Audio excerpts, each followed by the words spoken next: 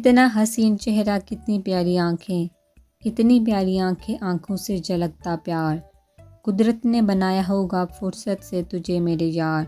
यार रज़ा ये सॉन्ग तो बंद करो, अजीब होते जा रहे हो तुम। मेजर सिकंदर ने कैप्टन रज़ा को डपटा। जब से रज़ा को नौफल और निदा वाली बात पता चली थी तब से रज़ा सिकंदर को तंग कर रहा था। अरे सर ये सॉन्ग सुनिए, नहीं फील करें। रज़ा ने मसनूई संजीदगी से कहा, जबकि आंखों में शरारत वाज़िह थी। रज़ा मार खाओगे। मेजर सिकंदर ने अब के गुस्से से डपटा। सर आप तो बदल गए हैं एक ही दिन में। रज़ा मसनूई मासूमियत का लबादा ओढ़ लिया। ड्रामेबाज आप सीरियस हो जाओ, काम की बात करें। जी जी बिल्कुल, वैसे सर भाभी प्यारी थी बहुत। अब तो रज़ा ने हद ही कर दी। सिकंदर उसे मारने को उठा लेकिन वो भी भाग के अपनी जान बचा चुका था। अभिहान जैसे रूम में दाखिल हुआ तो सामने गिरी माहिर पर नज़र पड़ी। अभिहान तो सख्ते में आ गया। वो तो भूल ही गया था कि वो माहिर को धक्का देकर गया था और वो यूं इसे अंदाज़ा ना था। वो फ़ौरन लपका माहिर को सीधा किया। उसके माथे पर चोट का निशान था। अभिहान ने उसे होश दिलाने की कोशिश की। माहिर माहिर उठो। उसके चेहरे पर थपकाया लेकिन वो टस से मस ना हुई। नब्ज़ चेक की। अजीब अंदाज में दिल धड़क रहा था। बस यही सोच रहा था अगर इसे कुछ हो गया तो। आगे वो सोचना ही नहीं चाहता था। नब्ज़ चल रही थी तो समझ नहीं आ रहा था कि इसे होश में कैसे लाए। घर वालों को इन्फॉर्म करके परेशान नहीं कर सकता था। फिर एक फ़ैसले पे पहुंच के अभिहान ने माही को बाहों में उठाया और नीचे ले आया। गार्ड ने अभिहान को देखते ही आगे बढ़ा। साहब जी, वो परेशान हुआ। करीम बाबा गेट खोलो और किसी को कुछ पता न चले। अभिहान ने माहिर को गाड़ी की बैक सीट पर लिटाया और खुद ड्राइविंग सीट पर आ गया।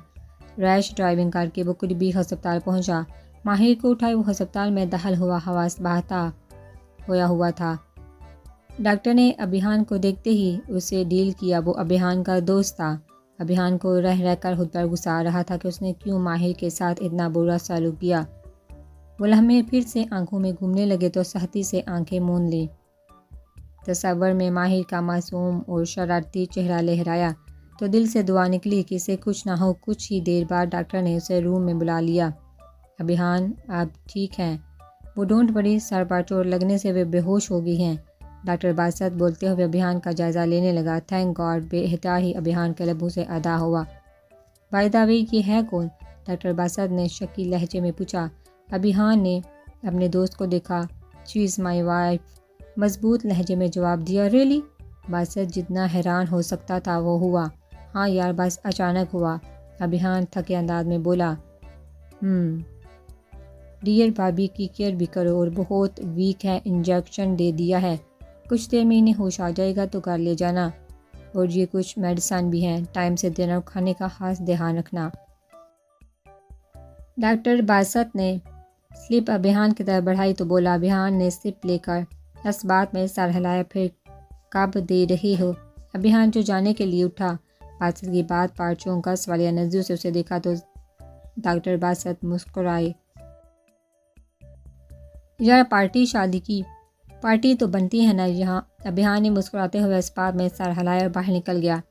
माहिर को होश आया तो खुद को हॉस्पिटल के बेड पर पाया।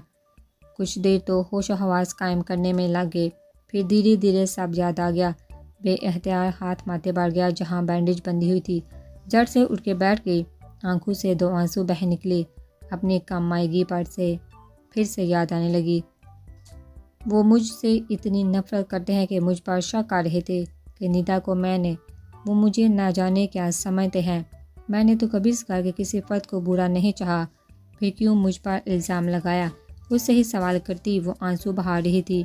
नहीं बस अब और नहीं, मैं अब वहाँ इस घर में वापस नहीं जाऊँगी, कभी नहीं। सख्ती से गालों से आंसू पहुँचे। बेड से पाँव नीचे उतारे लेकिन जूते गायब थे। इधर उधर तलाशा पर ना मिले। मेरे जूते, मैं यहाँ कैसे? यकदम दिमाग में करन लगा। अभिहान लेके आया उससे पहले कि वो वापस आए। मुझे जहाँ से जाना होगा। यही सोचते उठने लगी कि चकरा कर फिर से बैठ गई। कहाँ कहाँ जाऊँगी, कोई दर कोई ठिकाना नहीं। लेकिन एक बात कंफर्म है, वापस नहीं जाऊंगी, दिल में तहिया करके उठी। अभी वो कदम भी ना चली कि अभिहान मेडिसन लिए रूम में दाखिल हुआ। माहिर ठटका रुक गई। दोनों की नज़रें मिली। कुछ चाहिए? नॉर्मल लहजे में पूछा। जी, जैसे कुछ हुआ ही ना हो। जहर चाहिए, मिल सकता है? चबा चबा कर कहा। ना चाहते हुए भी अभिहान के चेहरे पर मुस्कुराहट आ गई, जिसे वो मुंह फेर के बड़वक्त छुपा गया। माही ने बाहर की तरफ कदम बढ़ाए।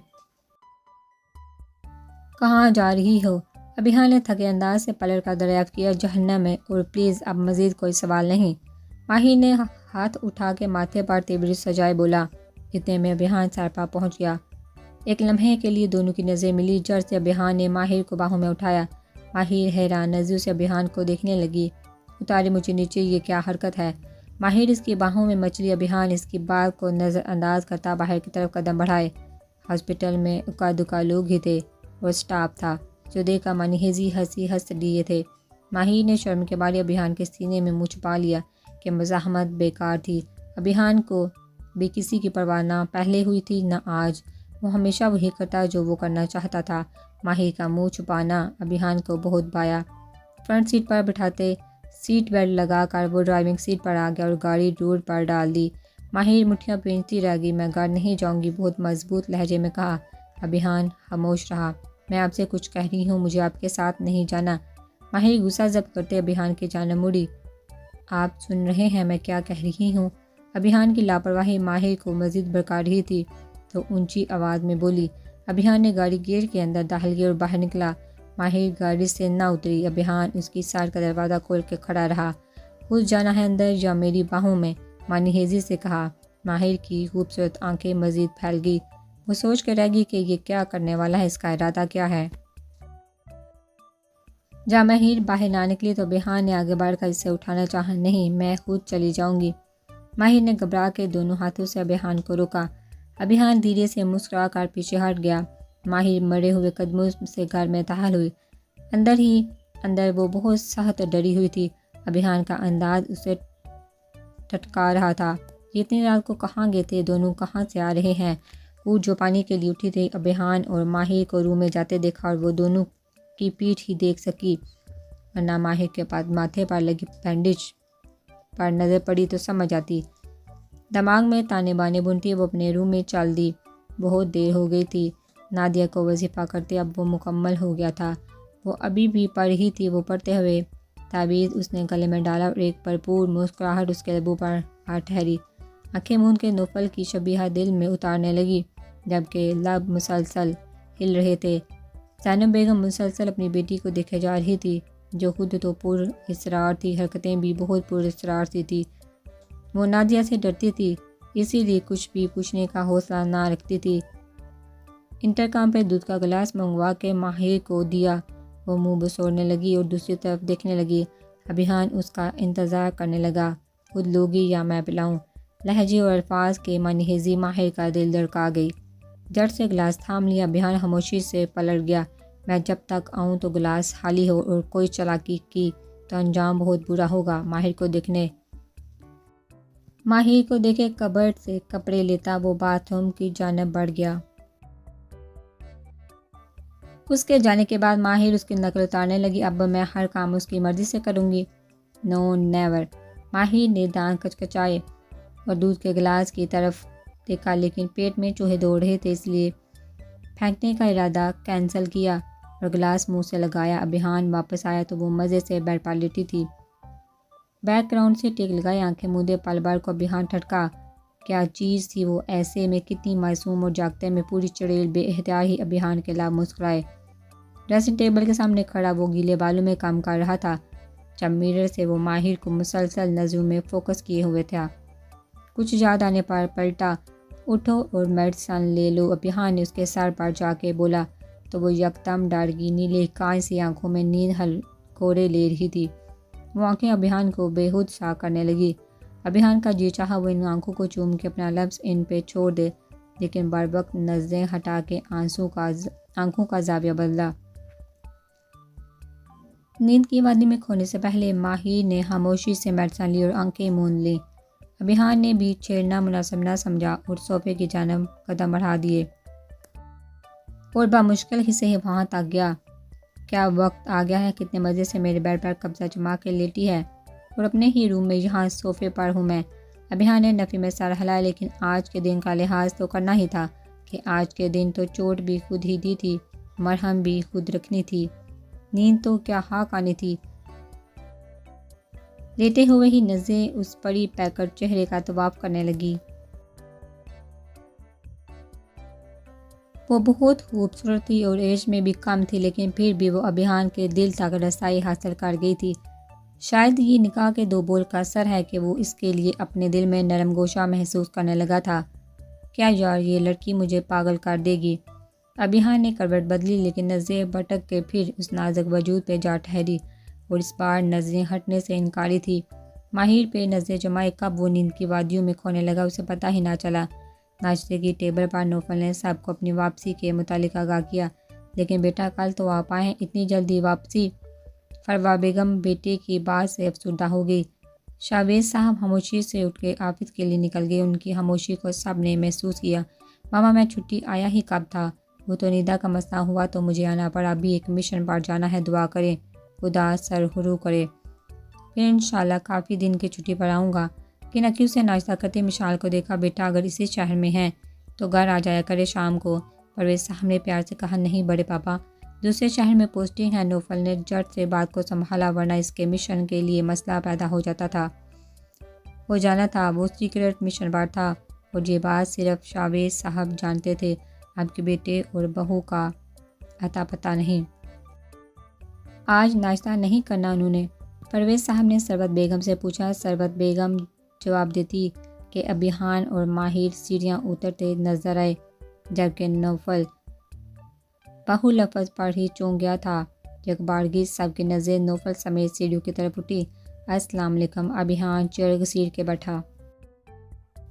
माहिर, बेटा ये आपके माथे पर चोट कैसी? सरबत बेगम फ़ौरन उसके पास आई। माहिर ने गड़बड़ा के अभिहान की तरफ देखा, जो लापरवाही से नाश्ता करने में मगन था, क्योंकि वो अपना काम रूम में ही कराया था। अब माहिर ने वही बात करनी थी जो अभिहान ने उसे बोलने को कही थी।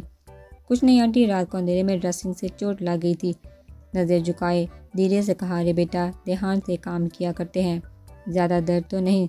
सरबत बेगम वैसे ही परेशान हो गई जैसे अपनी औलाद के लिए होती थी। जी आंटी ठीक हूँ। अब माहिर का लहजा गुलूगीर हो गया। सरबत बेगम ने इसे चेयर घसीट कर अभिहान के साथ बिठाया, उसकी प्लेट में ब्रेड और अंडा रखने लगी। सरबत बेगम कितनी मोहब्बत के पर माहिर जिन्हें हैरानी से देखने लगी, आंखों में नमिया की, जैसे चेहरा झुका के बामुश्किल छुपाया, अंदर ही अंदर शर्मिंदा होने लगी। या खुदा, ये लोग तो मुझे इतना चाहने लगे हैं, मैं इनकी मोहब्बत को कर्ज में डूब जाऊंगी। नाश्ते के वक्त ही सोचती रही। चलो निदा, देर हो रही है। मिशाल ने उठते हुए निदा को पुकारा तो माहिर ने हैरानी से पहले निदा को देखा, फिर अभिहान को, यानी निदा वापस आ गई। तभी वो साहब जलाद मुतमईन थे। अब सारी बात समझी। नौफल बेटा, नाश्ते के बाद मेरे रूम में आइए, मुझे कुछ ज़रूरी बात करनी है आपसे। फरवा बेगम ने उठते हुए नौफल से कहा। नौफल, जिसका ध्यान जाती मिशाल पर था, फरवा बेगम की तरफ मतवज्जा हुआ। नौफल की कल से मिशाल से कोई बात नहीं हुई थी और वो जाने से पहले मिशाल से मिलकर जाना चाहता था, पर मौका ही नहीं मिल रहा था। मेडिसन याद से ले लेना। अभिहान उठते हुए धीरे से माहिर के कान में बोलते उठा और ऑफिस के लिए निकल गया। माहिर उसके रवैये पे इंतहाई हैरानी से दो चार हुई। सुरह और सफ़ेद रंगत 6 फुट से निकलता का चौड़ा कसरती जिस्म, लाइट ग्रे शर्ट और ब्लैक पैंट में मर्दाना वजाहत का शाहकार। जैसे ही क्लासरूम में दाखिल हुआ, सब खामोश हो गए। उसकी पर्सनालिटी सबको अपनी तरफ मतवज्जो कर रही थी। लड़कियां तो लड़कियां, लड़के भी उसके आगे पानी फेरते बढ़ते नजर आ रहे थे। सभी मरगूब हो गए। Dear student, I am your new history teacher, my name is Rehan, professor Rehan, PhD holder in history subject. सब पर एक ताराना निगाह डालकर वो अपने सहर अंगेज आवाज़ से सब पे हावी होता जा रहा था। और निदा, जो मरियम के साथ वाली सीट पर बराजमान थी, उसकी आवाज़ पर पूरी जान से कांप गई। नज़र उठाकर सामने खड़े इंसान को देखा, लेकिन समझ न आया कि ये वही है या कोई और। निदा पूरे जज्बे से अपने टीचर का जायज़ा ले रही थी, ये जाने बगैर कि क्लास में मौजूद तमाम स्टूडेंट बारी बारी अपना तारीफ करवा रहे थे और अब सबकी नज़रें उस पर थी, उसकी नज़रें सामने खड़े शख्स पर। मरियम ने इसे ठोका लगाया तो वो हड़बड़ाई, क्या हुआ? बिना देखे ही दरियाफ्त किया, मैडम होश में आ जाइए और सर को घूरना बंद करे, अपना इंट्रोडक्शन करवाइए। मरियम ने एक एक लफ्ज़ चुबा चुबा कर कहा तो निदा नासमझी से उसे देखने लगी। फिर पूरी क्लास में नज़र घुमाई तो सबकी तवज्जो का मरकज़ वही थी। झट से खड़ी हुई, मैं, मेरा नाम निदा परवेज़ अली खान है। मैं। Sit down miss Nida. अभी निदा अपना पूरा इंट्रोडक्शन भी नहीं करवा पाई थी कि सर रेहान ने उसने बैठने को बोल दिया। वो गड़बड़ा कर चुप हो गई थी। उसके बैठते ही मरियम की टर्न थी। उसने अपना मुकम्मल तारीफ़ करवाया, बाकी सब ने भी मुकम्मल तारीफ़ करवाया। निदा ने चौंक कर सामने देखा, सर रेहान का ध्यान जो तारीफ़ करवा रहा था उसकी तरफ था। मुँह बसोर के नीचे का लिया। सर रेहान ने लेक्चर स्टार्ट किया। निदा गाहे बगाहे एक नज़र सर रेहान पर डाल लेती, लेकिन सर ने भूल के भी निदा की तरफ एक बार भी ना देखा, बल्कि निदा को फील हुआ कि सर रेहान की नज़रें बार बार मरियम को फोकस कर रही थी। निदा ने गर्दन मोड़ के साथ बैठी मरियम पर एक नज़र डाली, जो आज धीरे धीरे चेहरे से स्माइल दे रही थी। शायद इसे भी ये एहसास हुआ था। निदा ने सर झटका और नज़रें किताब पर जमा दी। हूँ, बस पूरी क्लास में एक ये मरियम ही है, बाकी तो यहाँ और कोई है ही नहीं कि किसी को देखे। निदा गुस्से से बड़बड़ाई। तभी लेक्चर एंड हुआ। ओके स्टूडेंट, इस टॉपिक पर सब एक प्रेजेंटेशन तैयार करेंगे। 2 दिन बाद मुझे सबमिट करवानी है। सब पर एक निगाह डालता वो क्लास से बाहर निकल गया। निदा ने सर उठाया। वाह, क्या हैंडसम बंदा है यार, कसम से उसकी स्माइली आइज़ और गाल का डिम्पल, उफ सो हॉट। मरियम तो सर रेहान के जाते ही उसकी तारीफ़ में कलाबाजियाँ लगाना शुरू हो गई, जो निदा को एक आँख ना बाया। अब बस भी कर दो, इतने भी खूबसूरत नहीं कि बंदा तुम्हारे जैसा पागल ही हो जाए। निदा ने चिढ़कर कहा। तौबा है निदा, तुम्हें वो बंदा हैंडसम नहीं लगा? उसने तुम्हारी तरफ तवज्जो नहीं दी, इसलिए तुम्हें बुरा लगा। मरियम ने जो महसूस किया वो बेधड़क बोल भी दिया। कर्नल मोहम्मद खान की इकलौती बेटी थी। वो मुंह में सोने का चम्मच लेकर पैदा हुई थी। किसी के बस का काम नहीं था मरियम के दिल को जीत सके, लेकिन यह वाहिद सर रेहान ही था जिसने मरियम के दिल के तार छेड़े थे। मरियम तो बहुत चचोड़ी गुफ्तगू कर रही हो, अब तुम करती रहो, मैं जा रही हूँ। निदा इसकी बातों से चिढ़ती जा चुकी थी। अरे रुको तो, मैं भी आ रही हूँ। मरियम ने पीछे से हाँक लगाई। एक्सक्यूज़ मी, ये आपका पेन है। आवाज़ पे मरियम और निदा मुड़ी थी। प्रोफेसर रेहान ने हाथ में एक पेन था जो कि मरियम का था। वो जी सर, ये मेरा है। Thank you so much. Mariyam खुशी से चहकी। निदा दोनों को हैरान होते देख रही थी। शुक्रिया सर। मरियम के चेहरे पे इंतहा की खुशी थे। रेहान उसे पेन थमाए जा चुका था, जबकि निदा को अभी तक मरियम किसी के ख्यालों में खोई हुई महसूस हुई थी। अब एक काम करना, इस पेन को फ्रेम करवा के दीवार पे टांग देना या तवीज़ बना के गले में पहन लेना। निदा ने उसे घूरते हुए उसे चोट की थी।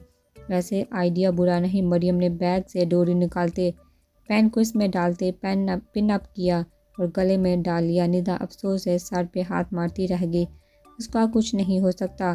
Target is clear. Sir Rehan ने ब्लूटूथ से किसी को इन्फॉर्म किया। उनके चेहरे पे एक मुस्कुराहट रक्षा थी जिसकी वजह वो ही जानते थे। ड्राइविंग करते नौफल मुसलसल परवा बेगम की बातों को सोच रहा था। उनकी सारी बातें सुनता वो इन्हें तो तसल्ली दे आया था, लेकिन अब हकीकतन खुद भी परेशान हो गया था। बेटा, अभिहान के निकाह पे आपके बाबा बहुत बरहम है बेटा, लेकिन जो होना था वो हो गया। इस सब में मिशाल का क्या कसूर? और मैं चाहती हूँ अब आपकी और मिशाल की शादी हो जाए। मज़ीद मैं किसी किस्म की कोई बदमज़गी नहीं चाहती। आपके बाबा के इरादे मुझे ठीक नहीं लग रहे। एक डर सा लग रहा है मुझे। गार्ड को पार्किंग एरिया में खड़ा करता वो बाहर निकला। वो भी जल्द अज जल्द ये मिशन मुकम्मल करता। माँ की ख्वाहिश का एहतराम करना चाहता था। उसकी भी यही मर्जी थी, लेकिन इस वक्त वो जिस मिशन में था वो फ़िलहाल इस सब में नहीं पढ़ सकता था। बल्कि वो परवा बेगम की बातों से परेशान हो गया था। वो जो नहीं नादिया के मुतालिक आगाह करने वाला था इन्हें बता पाया।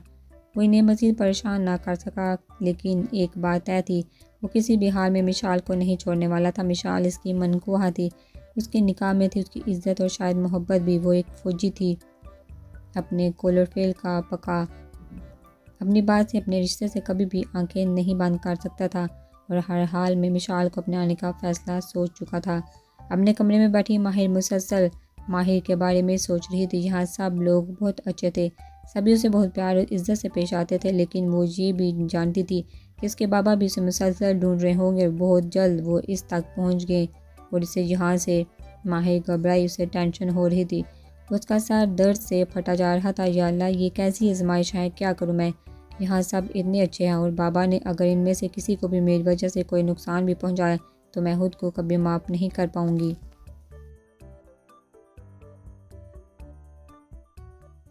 माहिर की आंखों से आंसू बह निकले। मुझे कैसे भी करके बीजान से बात करनी होगी। मैं इतनी खुदगर्ज नहीं हो सकती कि अपने लिए यहाँ मौजूद लोगों को नुकसान पहुँचा सकूँ। बीजान से रब्ते के लिए उसे मोबाइल चाहिए था और मोबाइल के हसूल के लिए वो कमरे से बाहर निकली।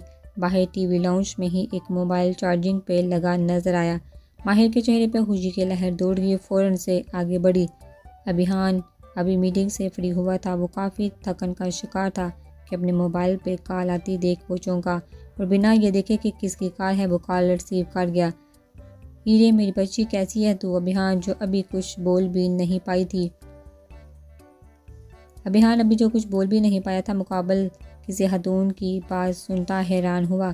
चौंकते हुए नंबर को गौर से देखा। अननोन नंबर था। फिर से कान से लगाया। आप कौन है? लहजे में नरमी थी। बेटा, मेरी हीरे, किसी ने फ़ोन किया था ना? वो कहाँ है? किस हाल में है? मेरी बात करवाओ। वो रोते हुए बोली थी। एक पल को अभिहान का दिल उनकी रोंदी और डरी हुई आवाज़ पे बुरी तरह पसीजा, लेकिन वो अनजान था और अनजान ही बना रहा। माफ़ कीजिएगा, आपने गलत नंबर डायल कर दिया है। वो जो ये कह के कॉल बंद करने वाला था कि बेटा रुको, एक बार मेरी बात करो, और हीरे से उसकी जान को सख्त खतरा है। एक बार मेरी बात करवाओ और हीरे से उसकी जान को सख्त खतरा है। उनकी तेज़ी से कही गई बात पे चौंकता अभिहान का ध्यान एकदम माहिर की जानब गया। माहिर मुसलसल फ़ोन मिला रही थी, लेकिन बीजान का नंबर बिजी था। सख्त झंझला गई थी, मुंह के टेढ़े टेढ़े जाविये बना रही थी। क्या हुआ?